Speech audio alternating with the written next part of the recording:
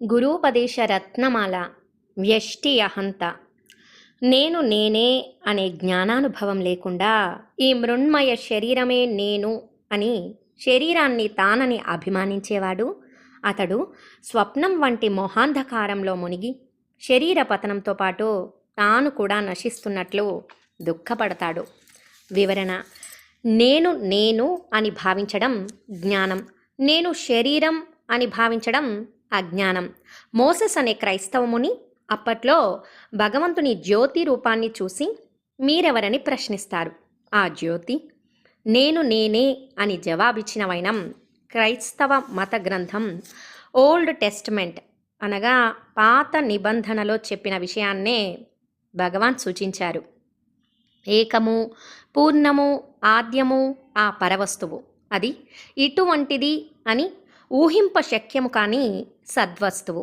అందుచేత దానిని ఆరాధించేందుకే కావచ్చు అది తనకు అన్యమైనదని భావించటం, తాను వ్యష్టి తత్వముగా విడివడి ఉండటం మహాదోషం అవుతుంది.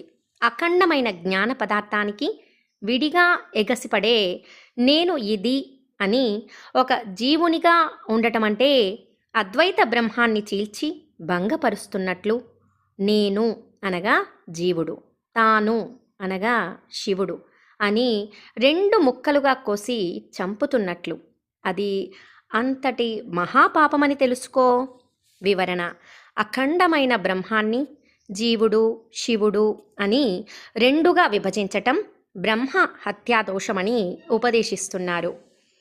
తలపులతో సత్పదార్థానికి వేరుగా ఒక మన ప్రపంచాన్ని సృష్టించుకొని అందు తానొకడు జీవునిగా వేరుగా ఉన్నాడని ఎంచటం కేవలం భ్రమయే. నిజానికి సత్యాత్మలోకంలో ఏకము, అచలము అయిన సహజ స్థితికి మారుగా అనేకత్వం, చలనము గల స్థితి రాజ్యమేలటం ఎలాగ వీలవుతుంది?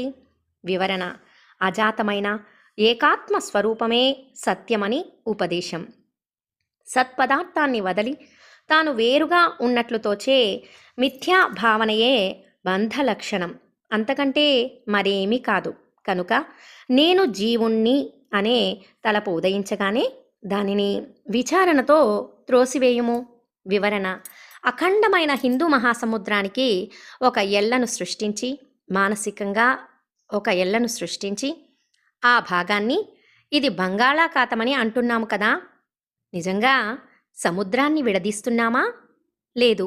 అలాగే అఖండమైన నేను నుండి విడివడి నేను జీవుడను అని అనుకోవటం తలపు మాత్రమే కదా. కనుక నేను శరీరం అనే మూలమైన తలపును తీసివేయటమే బంధ నివృత్తి. ఆ తలపు ఉదయించినప్పుడు ప్రతిసారి విచారణతో దానిని త్రోసిపుచ్చమని ఉపదేశం. నీ సహజ స్థితిలో నిలకడగా ఉండటం తప్ప మరొక ఆలోచన నీకు ఉండకూడదు. ఒకవేళ అలాగ పొరపాటున ఆలోచించినా మరొక్క మారు ఆ దౌర్భాగ్య స్థితికి లోను కాకుండా ఉండాలి. ఇదే వళ్ళువర్ చెప్పింది కూడా. అయ్యో ఎంత పని చేశాను అని తర్వాత పశ్చాత్తాపంతో అటువంటి పనులు చేయకూడదు. ఒకవేళ చేసినట్లయితే మళ్ళీ చేయక ఉండటమే ఉత్తమము అని వళ్ళువర్ మాట. వివరణ: ఈ భావం తమిళ గ్రంథం తిరుక్కురళ్లోని 655వ ద్విపద నుండి తీసుకున్నవి. వళ్ళువర్ ఆ గ్రంథ రచయిత. ఆత్మస్థితి అయినటువంటి యోగానందాన్ని నేను ఎప్పుడు పొందుతాను అని చింతించవద్దు. ఆ స్థితి ఎటువంటి కాల నియమాలు, దగ్గర, దూరమనే దేశ నియమాలు లేకుండా ఇక్కడే ఇప్పుడే ప్రకాశిస్తున్నది. వివరణ: ఉన్నది నలుబదిలోని 15, 16వ పద్య భావాలని ఇక్కడ గ్రహించండి. ఓం నమో భగవతే శ్రీరమణాయ.